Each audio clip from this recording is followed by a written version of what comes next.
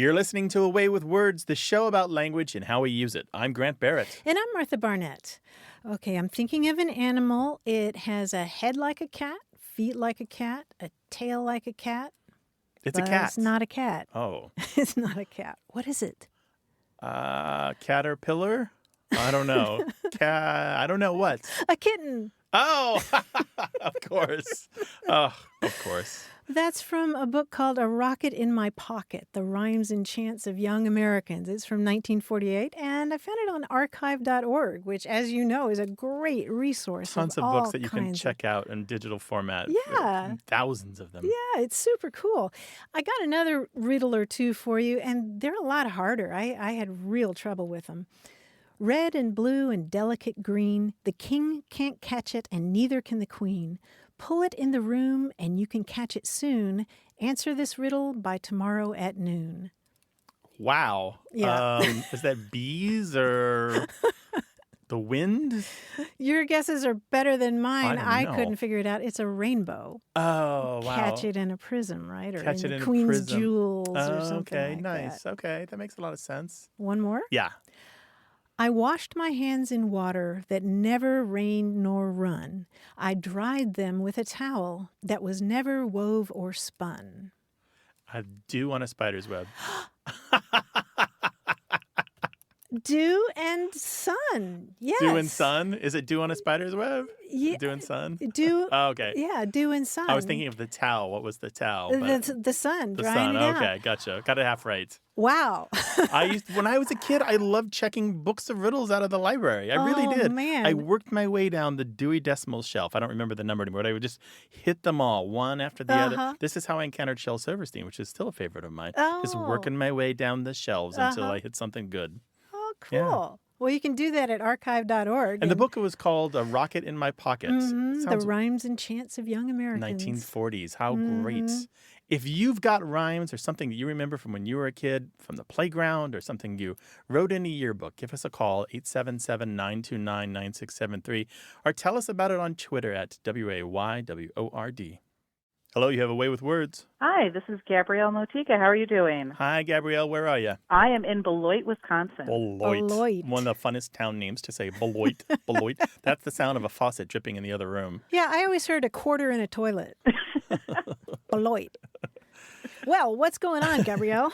Well, I am the mother of a 9-year-old, a 5-year-old, and an almost 2-year-old. Ooh, mazel And tov. as such, I have the lovely job of needing to teach the English language to complete blank slates.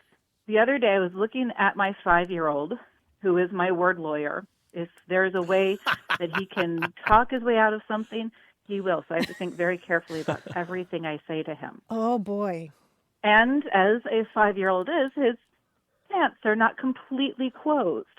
And my first thought was, zip up your fly. And I realized they only know the insect or the action. How do I explain, and where does this come from, the word fly to mean a closure of your pants? Oh, boy. Did he do it, though? Because I have a word lawyer at home myself. I love that. No, I said zip up your pants, buddy. And he did. But there are colloquialisms that we use every day and don't even think about teaching our children. And my oldest is on the spectrum. So everything is very literal with him. My middle one started speaking at 4 months old, and everything with language is a game for him. Wow, Oh, 4 boy. months. Yeah. And you sleep when? When the 2-year-old goes to bed with me. Okay. Let me ask you this, because this word confused me for a long time. Do you ever go camping? I used to when I was growing up, and I did see that, there's tent flies. That was my which question. Again, is a little bit of an unusual word. Right. But it's the same idea there. On a tent, you have a fly, which is the flap in front, right? Mm-hmm. And this is the thing that I think surprises a lot of people when they dig into this. The word fly in this case doesn't refer to the zipper itself. Nor the opening. Right. Nor the opening. It refers to that flap over the zipper. Mm-hmm. That's a fly, just like a fly on a tent. Which is why you have button fly jeans. Exactly. Right. Exactly. Exactly. Yeah. So it has to do with that flap and the idea of fly being an old word for flap. Okay. I was wondering about that. I put it out to my friends who have we have a rather diverse set of interests and skills, including reenacting, and one of my friends said, well, maybe it has to do with cod pieces. And I'm like, how do you get cod pieces from fly? They're thinking about fishing? I don't know. Yeah, I don't know. Yeah, well, it does have to do with the history of men's fashion and the fact that back in the day, you did have a flap that went over that part of the anatomy. Okay, so it's the flying one piece of cloth over another. Right, kind of flapping like a wing does. Well, but also looking a lot like folded wings, whether on an actual housefly or on a bird. They have this interesting way of tucking in and covering a space, right? So it kind of came from people observing nature around them. It's not 100% clear that that's the origin. How they talked about it. It's not 100% clear, but clearly there's something happening here between the word fly, the idea of flap, which is also wing-related. Certainly there's something happening here. So that's pretty much it. And you mentioned button flap. Originally it was buttons there, and the zippers only came later. Mm-hmm. I only recently learned that zipper originally referred to boots, like galoshes that had zippers on them. I did not know and that. And zippers only were added to clothing later on. Thank you very much, Gabrielle, for your call. We really appreciate it. And good luck thank you teaching. for answering my question. Good luck filling those blank slates. Thanks. It's an awesome you have a lovely responsibility. day. You too. Bye-bye. Bye. I do like the idea of the word lawyer children. I think I've told you this once. My son still does this, but I'll say, stop jumping on the bed. He's like, I'm not jumping. I'm boinging. I'm like, oh, don't do that. You know what I meant. I'm not throwing, I'm tossing. 877-929-9673. We love talking about words that kids say that maybe aren't quite right, and then your whole family adopts that word. Mm-hmm. And we had an example of that from Rebecca, who sent us a tweet that said, a friend recently mentioned that her eldest could not say Pentecost, but instead said polka dots. Now all the kids say it, and they make a point to wear polka dots to church on Pentecost Sunday. How nice is that? That's adorable. Right? Yeah. So, Polka dot Sunday. Right? Preparing for polka dots. 877-929-9673. Hello, you have a way with words. Hello. Hi, who's this? This is Eva Zanzow calling from Fairbanks, Alaska. Well, welcome, Eva. What can we do for you? When I was growing up, we would spend the night at our grandmother's house sometimes, and on a hot summer day, she might tell us to go into the back bedroom and raise the window down. And we just thought that was the funniest thing, and would giggle, but I never understood why she said, raise the window down. And I'd think about it as I got older, and I thought, well, I wonder if it has anything to do with the type of window, and that's as far as I got. Okay. So when she said raise the window down, she meant open it to let some air in? Open the window. Okay. And where was grandmother's house? It was in San Jose, California area, but she was from Texas. Okay. Okay, good. And have you heard that anywhere else? You're in Alaska now. I assume you've been some other places. Is this just one person this one time? I only heard my grandmother saying it, but I mentioned it to a friend from Georgia, and I asked, have she ever heard that expression? And she says, oh, yeah. Ah, yeah. And my great-grandmother, my grandmother's mother, was from South Carolina. So I'm just wondering if it's a Southern expression or if it really had something to do with the windows. Yeah, the kind of window. Martha, you are from Louisville. You have family from North Carolina. Mm-hmm. As a representative of the South, do you feel like this is part of your vocabulary or something your family said? No, it reminds me of when my dad would talk in the car about the need to run the glass up. Run the glass up, Run the glass up, which meant roll up the window. Mm-hmm. But no, raise the window down, I never heard. Yeah, Eva, I see it here and there. I've heard it over the years. It is not that common. It is mostly thought to be Southern, especially by Southerners, but I do find examples of raise the window down or raise it down, meaning to open a window, scattered throughout the country in print over the years. It has never been really that common. There is one entry in the Dictionary of American Regional English, and there's an interesting citation there which has the opposite meaning. Raise the window down appears to mean to close the window, to shut it, to prevent the rain from coming in. And so I'm wondering what you're wondering, if there was a particular kind of crank window. I was imagining what are those louvered windows called? I forget. There's a fancy name for those. Jalousie windows? Jalousie windows. Sometimes they have the crank on the side where there's a crank action and the window is closing, and the same crank action will either open it up or close it. But again, it's not very much has been done in the dialect studies to find out information about this. Even I don't know very much about it either. That's the extent of it. Yeah, I was wondering if it had to do with, double hung windows where you could open them from the top or the bottom. Oh, nice. Oh, I like that could that. be. So there'd be some kind of contradiction about what raise and down meant. Yeah. Yeah. Right. So if you wanted to put the window down, what would she say? I don't know. Lower the window up? I guess the opposite. Interesting. I think she might just say close the window. Yeah. Close the window, okay. Yeah. Well, I think it's time to gather some data on this. I know there are people out there who use or have heard raise the window down to mean lower the window to let the air in, whether in a car or a home. Do call us or email us and let us know who you are and where you are and when you heard it and who said it and what else you think about it. 877-929-9673 or email words@waywardradio.org. Eva, we're going to find out more about this. All right. Thank you. Thank you. Thanks for calling. We had a phone call from Sean Carter, who said that at his office they're kicking around a question about what you call the overhang area on a building where people can drive up and let people off, and there's a roof overhead, like at an emergency room or something like that. And they were thinking maybe it's called an overhang, but that didn't sound right, or a portico. And I didn't know what to tell him, so I called my friend Janine, who's an architect at Steinberg Hart here in San Diego, and she said the term that we're looking for is porte-cochère. Ooh.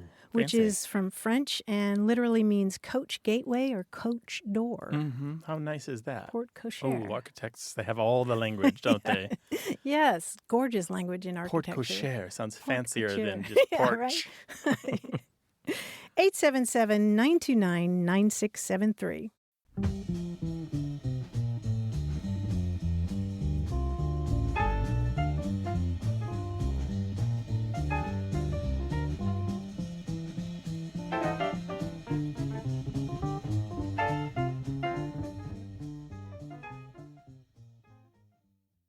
You're listening to A Way with Words, the show about language and how we use it. I'm Grant Barrett. And I'm Martha Barnett. And joining us on the line from New York City is our quiz guy, John Chinesky. Hi, John. Hi, Martha. Hi, Grant. What's up, bud? I mentioned before that I have a degree in drama, so I love plays. And I think today's quiz is going to be about plays. It's a good thing that our greatest playwrights have always been good spellers. Otherwise, we might have ended up with the simply awful Tennessee Williams work, The Slag's Menagerie. Okay. Can you imagine? All right, I'll describe a play from this alternate, terrible spelling universe.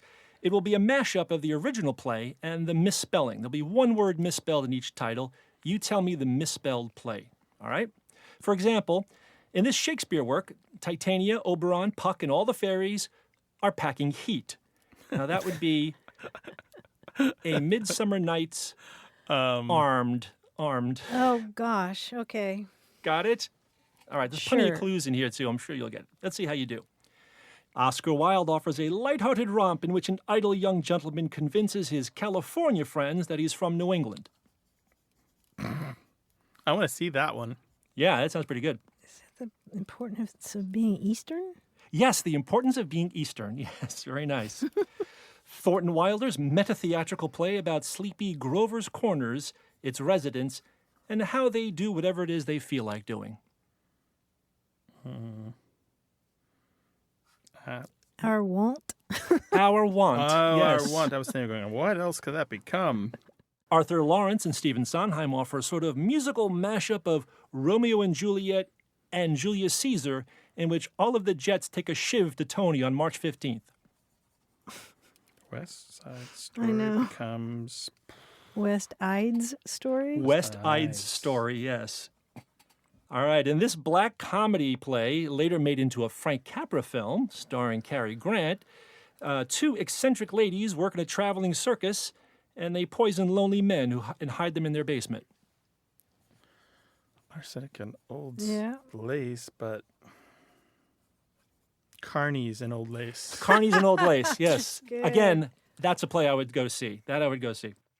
William Shakespeare, so good he could even create a rollicking comedy from a nature documentary about the breeding of small mole-like mammals. The mating of the shrew? The Mating of the Shrew, yes. NSFW, by the way. Well, not safe for the kids. Don't bring the kids to this one. More Shakespeare. This time he turns a famous set of words from a Game of Thrones around, and the Starks find that it's not as cold as it's supposed to be. So winter is coming turns into... A winter's late. The winter's late. Yes, the winter's late. All right, you guys did very, very well. All of these, I retain the rights to these if anybody wants to put these up as a play. So, just so you know. I'd like to see some of these. Sure, me too. All right, and I'll see you guys next week. Thanks, John. Thanks, John. Bye. We've been talking about language, and we'd love to hear from you. So call us 877-929-9673 or send us an email. That address is words@waywardradio.org. Hello, you have a way with words. Hi, my name is Lydia. I'm calling from Madison, Alabama. Hi, Lydia. Welcome to the show. Hello, Lydia. What can we do for you? Well, I had this question about two words. They sounded really similar, but they're spelled a little differently. Oh. It's immigrate with an E and one M, and immigrate with an I and two M's. I could see how these could be confusing. Did you look them up, or you just thought of us and thought you'd go straight to the experts? Yeah, I thought of you guys. Oh, we're so glad you did. Yeah, me too. And the difference between these two words, Lydia, has to do with your point of view. They're two different words, and basically you emigrate when you leave a place. That's with the E at the beginning. Emigrate has to do with leaving, and immigrate has to do with entering a place. So you're traveling in each case, but in one case you're going out of a place, and with the other word, you're coming in to a place. And the way to remember that is the I at the beginning of immigrant has to do with somebody going in, and the E in emigrate has to do with exiting or leaving. Yeah. And there's something kind of permanent about this. It's not just I'm immigrating from the house today to go to work, right? You immigrate from a country when you are going to make a permanent move, or you immigrate to a country when you're going to make a permanent move. Yeah. Yeah. Yeah. I think so too. And another difference between the two is that immigrate, going in, has two M's, and emigrate just has one when you're going out. So when you get to the place, you get a new M. Okay. Does that make sense? Yeah. Okay, good. If you need further clarification, pop us an email and we'll send you a little note on it, all right? Okay. Do you listen to our show a lot? Yeah. Great. Well, you've helped a lot of other people understand these words too, Lydia, so we're really glad you called. Thank you. Thank you. All right, bye, Lydia. Take care. Bye. Bye-bye. You know, sometimes kids ask the best questions. Right? And we'd love to hear from more of you. So give us a call, 877-929-9673, or send us your questions in email. That address is words@waywardradio.org.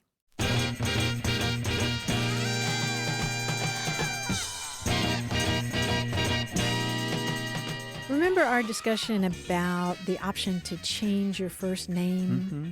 That prompted an email from Michelle Casmer in Tallahassee, Florida.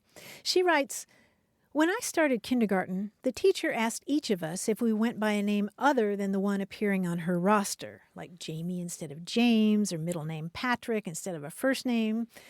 And she wrote the preferred names we told her on our crayon boxes, reinforcing for us how to spell our names and reminding her of what we liked to be called. I told the teacher with 100% confidence that I had always been called Shelley by my family and everyone else since birth. I spelled it out for her carefully and very emphatically, Shelley. All the students in the class and the teacher called me Shelley. I wrote Shelley on all my worksheets and so forth. Imagine my mother's 100% surprise and shock on parent night when she couldn't find my desk nor any of my written work because they didn't use surnames on their written work.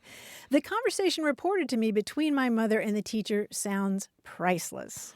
Prior to the first day of kindergarten, I'd never been called Shelley. I didn't know anyone called Shelley. There was no reason at all except in my own 5-year-old head for this change, including this slightly idiosyncratic spelling. I remained Shelley for all of kindergarten and then went back to Michelle starting in first grade.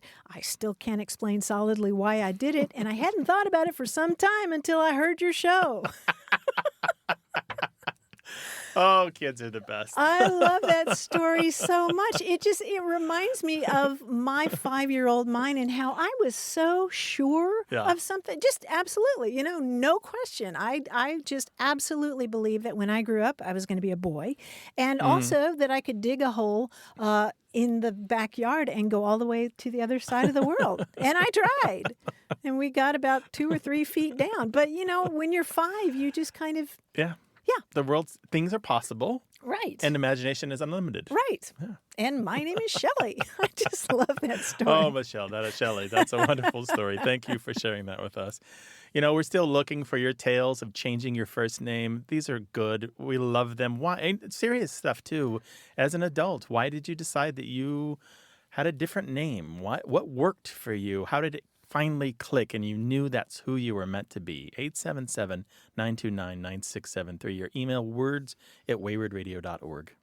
Hello, you have a way with words. Hi, Grant. My name is John Furter. I'm calling from Bismarck, North Dakota. Hi, John. Welcome to the show. Hello, John. What can we do for you? So I have a word search question. I am enrolled in an online program for veterans who have gotten out of the military or have returned from a deployment. And that program works with processing emotions, things like that. Well, one of the things it talked about was that we're always feeling emotions or feeling feelings, and we're working on trying to identify those. And the emotion I can't seem to identify is what I'm calling middle emotion. And so I basically put all of our emotions on a timeline from 1 to 10, 1 being, clinical depression, something like that, 10 being, complete euphoria, but I can't figure out what number 5 would be. If you are dead center in the middle, what would be the word for number 5? And I actually there's a peer mentor program on that program, and I chatted with somebody on there, and we tried to come up with some words, and one of the words he came up with was insouciant, which I really liked, but I had to look it up because I wasn't familiar with it. And the definition was free from worry or anxiety. And I was like, that still doesn't seem quite right. And so after I did that kind of searched around for that for a little while, I figured I'd give you guys a call and kind of figure out and see if you guys had any ideas. Yeah, I agree that insouciant isn't really the right word. To me, it's a little more about carefree, even when you should have care. Insouciant isn't really that neutral middle word. And the other word that he came up with was also apathy, but I was like, typically apathy is associated more with the depression side of it. Mm-hmm. And I was like, so that's a little bit more down towards that one side. So it's a tough word to come up with. And you don't want to use a word like normal because everyone's normal is different, right? Correct. Well, what's wrong with neutral? Neutral is actually not a bad word. Not a word I typically would associate with an emotion, but that could work. The other one I was thinking of was the word zen. Mm-hmm. Z-E-N? Yeah, it was because the way I look at it is it's kind of one of those things where as soon as you identify the emotion or that you're feeling it, you're not feeling it anymore. Yeah. Mm-hmm. Another one you might try is affectless, although it's a little jargony. Your affect is your demeanor, your emotions, what's happening with your composure. And so affectless means you are neither one thing nor another. You're without affect. I think of affect as what's projected. Like you talk about somebody with a flat affect. Right. So it's all about what is seen rather than what is felt. Yeah, that's my sense of it, but I don't know. I do like neutral. That was one of the first words I wrote down. We're really talking about the middle of the median, right? Because your really negative isn't the same as my really negative, and your really positive isn't the same as my really positive. Like even our neutral isn't going to be the same. We each have a different emotional range. Right. It's your 5. Well, and I don't think that everybody's would be the same, but I think the word for it would be the same. I mean, somebody's sad is not the same as somebody else's sad. Somebody's, happy is not the same as somebody else's happy. But I mean, each person has a happy, each person has a sad. Right.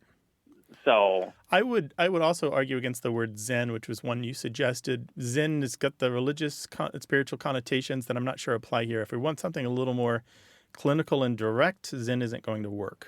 Right. Yeah. I mean, and like I said, I've just been kind of searching through words and looking here and there to see what I could find, and it's been a tough one to come up with. Well, I'll tell you what we'll do, John. We'll throw this out to our listeners and see what they come up with. All right. Perfect. We appreciate your call, John. Thank you for the thoughtful question. Bye. Bye-bye. If you've got a word for John, what is the name for the middle emotion, exactly halfway between very negative and very positive? Let us know, 877-929-9673, or email words@waywardradio.org, or tell us on Twitter @WAYWORD.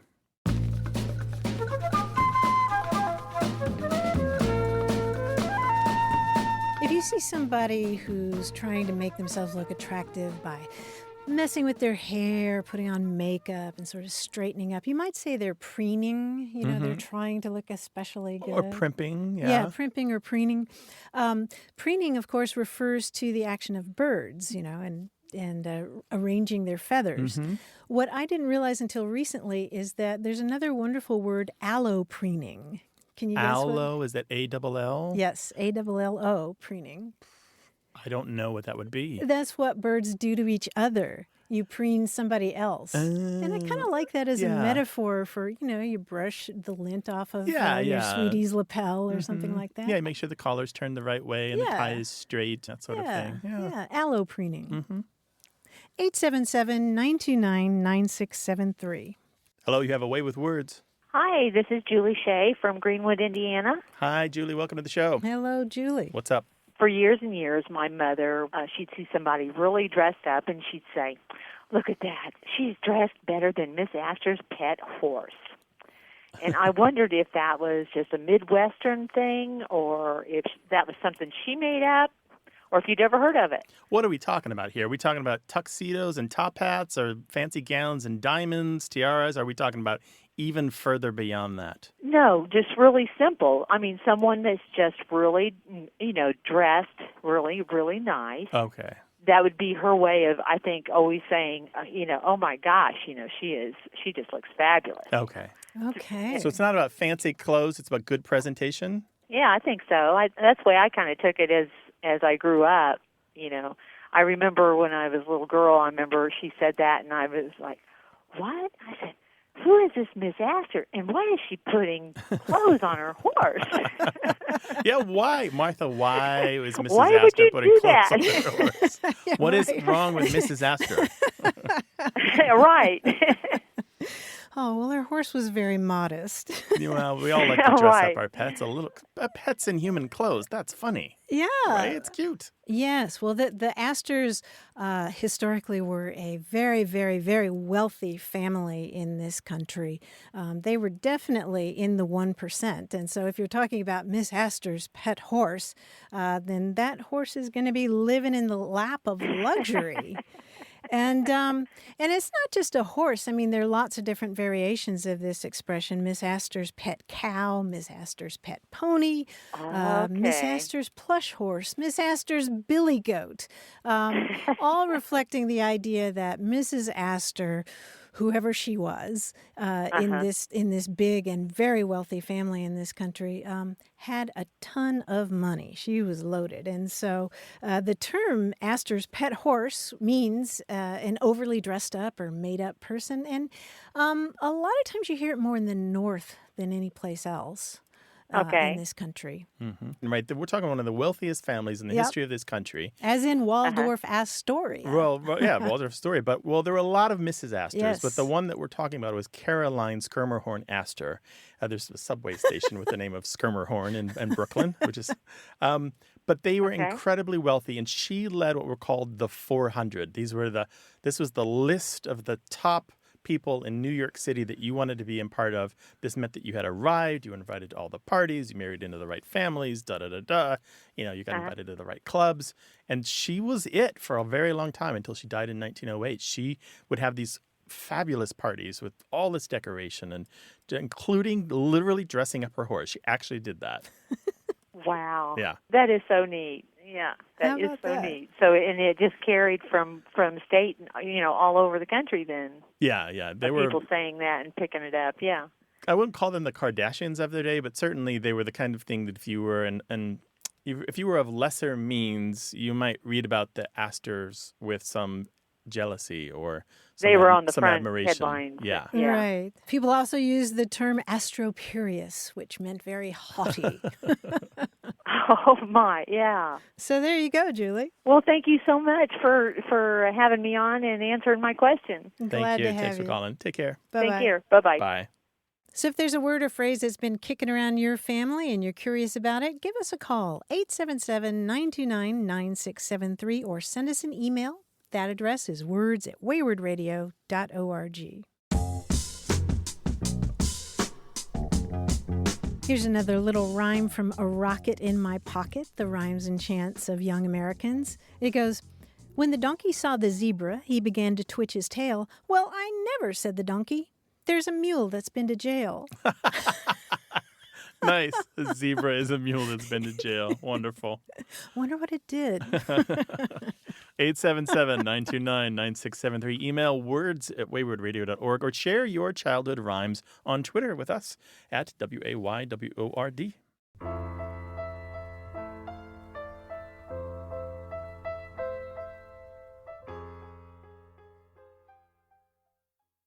You're listening to Away with Words, the show about language and how we use it. I'm Grant Barrett. And I'm Martha Barnett. I want to talk about an old word that deserves to be revived. But in order to do that, I need to talk about storks. Oh. And specifically white storks in antiquity. They had a really good reputation in a lot of cultures. The Hebrew word for stork is hasidah, which means the kindly one, and it comes from the word chesed, which means loving kindness. So it's a bird that does acts of kindness. And among the Greeks and Romans, storks were known for being especially affectionate with each other and nurturing with their young. And it was said that the young, in turn, would come back to the nest and support their parents when the parents got old. And the Greeks and Romans believed that the young storks would pluck their own feathers to keep them warm and go hunt for them and bring them back food the way that their parents had done for them. Isn't that beautiful? Mm-hmm. And maybe they thought that because storks tend to go back to the same nest again and again, and they nurture their young for a particularly long time. Anyway, the Greek word for stork is pelargos. Oh.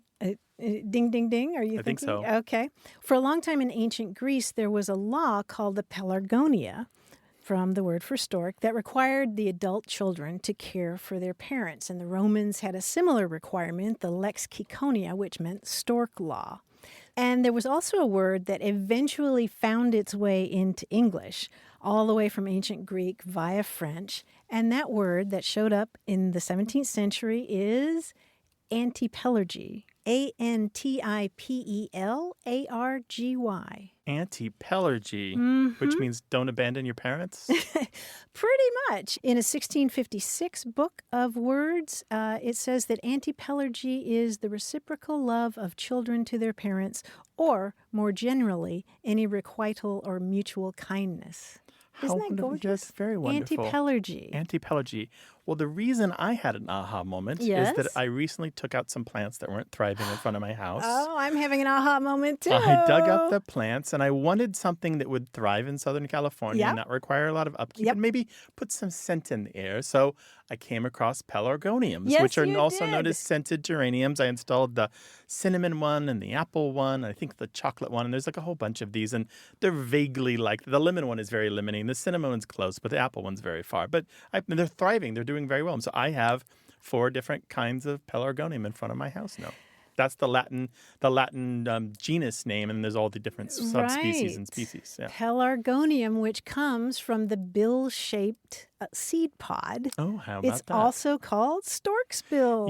Never take on the woman who wrote the book about flower words.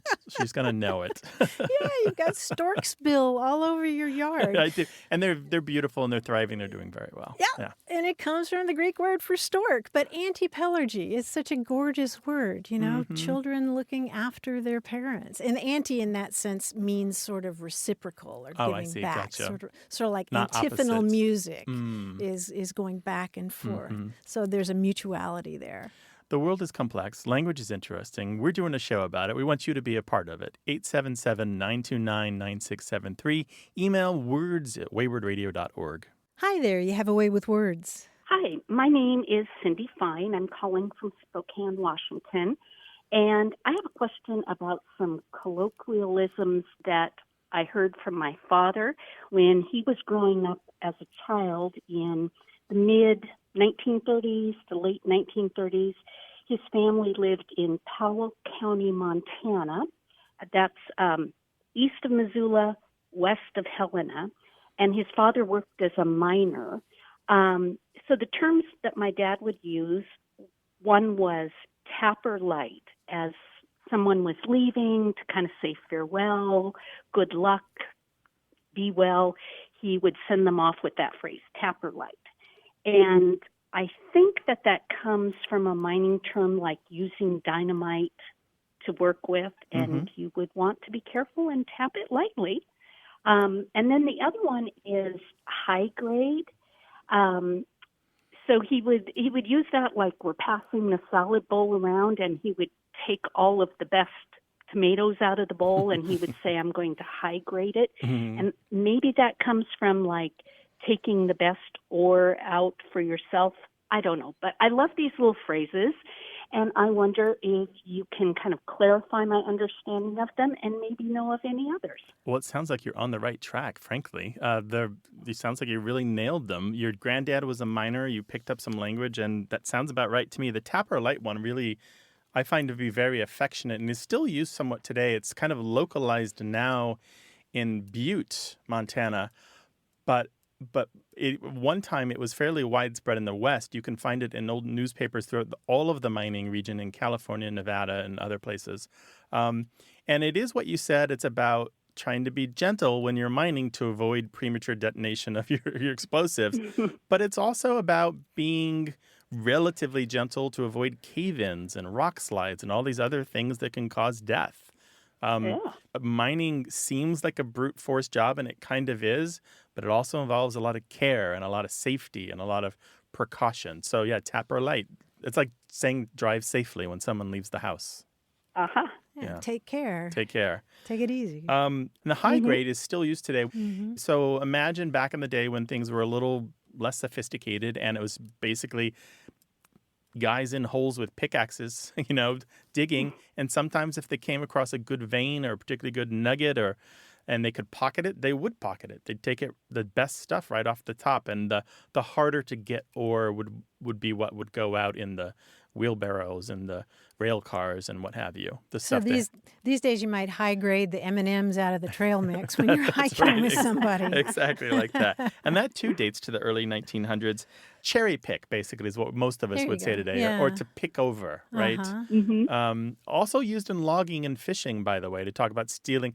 Well, a common trick even now is you sell land for timber, but a devious person will go through and pick out the best trees before selling the land and take them. And that's high grading those trees. Also called in logging gutting a show. to gut a show. Yeah. Didn't know So that. anyway, yeah. So both these terms are mining, and I just love that they're still out there. It feels like sometimes that the colorful language of the world is being washed out and replaced by stuff that doesn't have the charm for me, like video game language, which is fine. It just doesn't feel as close to the earth to me. Yeah, Cindy, do you still use these? Not often, but it just kind of has this little soft spot in my heart when I do hear them. Yeah. I feel the same way, even though I don't have the tradition of minors in my family. I feel the same way. Those linguistic heirlooms. So, Cindy, thanks for your call. We really appreciate it. Thank you. Thanks for calling. Bye-bye. Our show is heard throughout the mining region, even now in Northern California and Nevada and Wyoming and Yellowstone in that area. I'd love to hear more mining language, frankly. I think it's out there. Bring it. 877-929-9673 or email words@waywardradio.org. Hello, you have a way with words. Hello, this is Alex calling from Amarillo, Texas. Welcome, Alex. How can we help you? Yes, I have a question for you. It kind of started out as a little bit of a pet peeve. I noticed people would say forward instead of forward.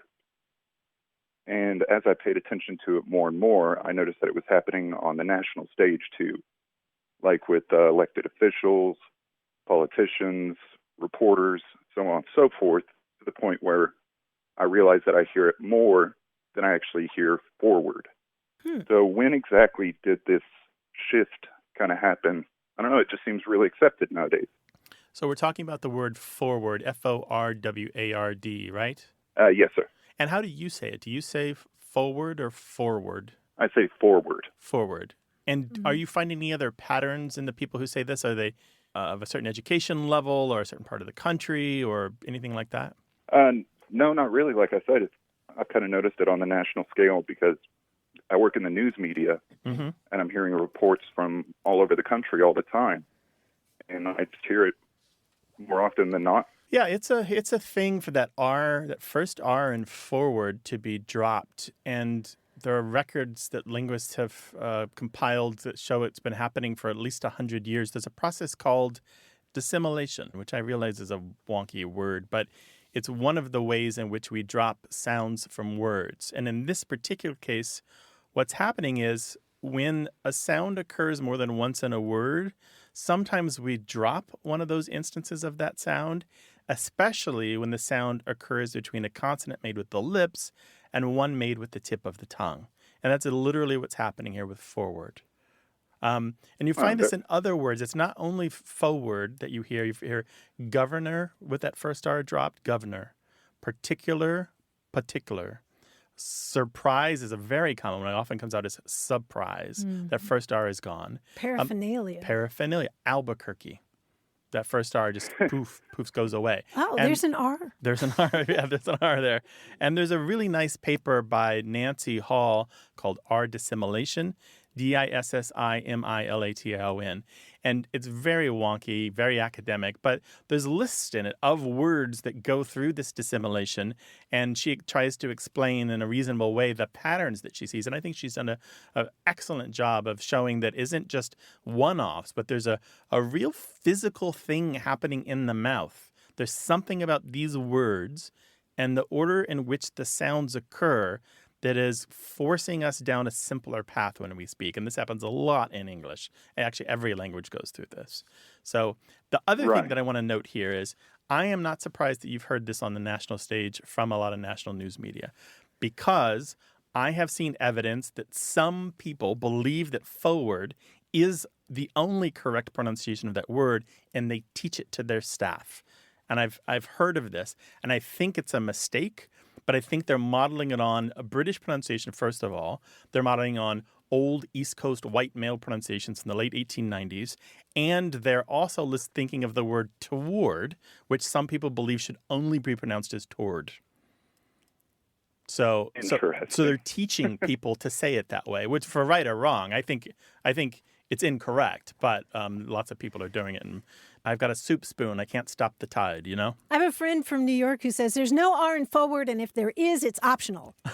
Like neither R is in forward? What is forward? Forward. Forward. She also says always. Always. Oh, you know, so that W. Sounds like she's got some speech things. Now, there are people, by the way, who pronounce forward to rhyme with Ford, F-O-R-D. And as a matter of fact, there are people who say the word forehead and the word forward, they rhyme. They sound like homophones.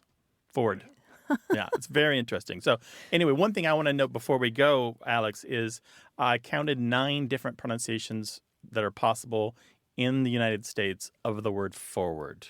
Really? Depending where you are, what your background is, whether or not you have artfulness or rhoticity, that is, you come from a dialect culture where the R is not pronounced in certain circumstances and other things.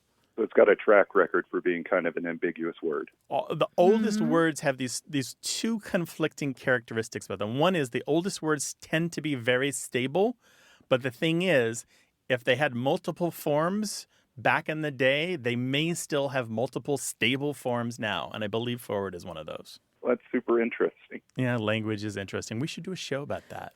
Let's.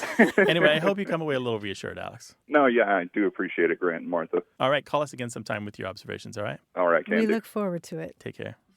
I want to share the name of that paper one more time. Yeah. I think it's going to be too wonky for most of the audience, but the lists are good. The list of words that undergo this dissimilation. It's called Our Dissimilation, Dissimilation, and it's by Nancy Hall, and it's freely available in PDF form. Check it out.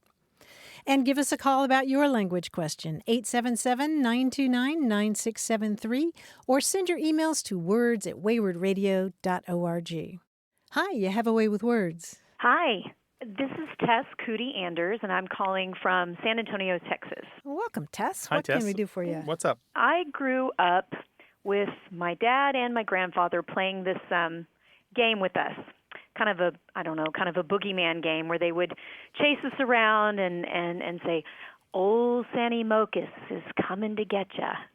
And I guess, like most kids, I assumed all granddads and dads played the Santi Mocus game, and sort of forgot about it as I grew older. And after our father passed away, my sister and I were, reminiscing and talking about it, and it occurred to us that probably no one else knew what a Santi Mocus was, and when we asked, no one did. And all these years later, we've really wanted to know, was it something unique to our family, or was it something regional from where my parents grew up? And just what was the etymology of a Santi Mocus? What is it? All right, spell that for us. Spell that for us, will you? So, here's my best guess. Santi Mocus, as in S-A-N-T-Y, and we've imagined Mocus to be either M-O-C-U-S or M-O-K-U-S. At least that's how it seemed to be enunciated, as, we were being chased. Sure, yeah. There's a clue in what you said a minute ago, about the boogeyman, and I think this is the answer, Martha, don't you think? I think this is one of the many names for the devil. There are, in English, probably more than 1,000 names for the devil, because it's less important now, but it used to be important that you never named the devil, that you always come up with an indirect reference when you needed to mention the devil. Mentioning him makes him present and involves him in your life. And there are similar sounding terms that aren't quite the same, but I could see how a corruption would get you to Santi Mocus. One of them is tantibogus. Another one is tantrabobus or tantrambobus, something like that. And these are listed in some of the older dictionaries and some of the reference words that kind of specialize in gathering up language from old tales and old stories. I don't know for sure that that's the origin of Old Santi Mocus, but boy, it sure sounds like another name for the devil. I think that makes sense. I mean, so my grandfather was a pastor, his father was a pastor. So the idea of, the devil being an important character in our lives would definitely resonates. Yeah. Any other description of this character, Old Santi Mocus? Only by their actions, maybe. So, whenever either of them played this game with us, they sort of always raised their hands above their heads and, raised their shoulders in sort of a menacing fashion and sort of lurched about. And it was just I think the implication was that it was a creature. Yeah. And you would run squealing through the house, right? Yeah. I mean, this says a lot about our family, possibly. I don't know, but it was a lot of fun, and that resonates. I feel like that could be it. Mm-hmm. Well, if anybody else grew up with Old Santi Mocus, we're going to hear about it. I hope so. I hope you do. And I really, really appreciate the insight. Thank you so much for your call. Absolutely. You all have a great day. You too. Take care. Thanks, Tess. Okay. Bye-bye. Bye-bye. Well, if you ever heard of Old Santi Mocus, we'd love to hear about it from you. So give us a call, 877-929-9673, or tell us about the other boogeyman in your life. Send those emails to words@waywardradio.org.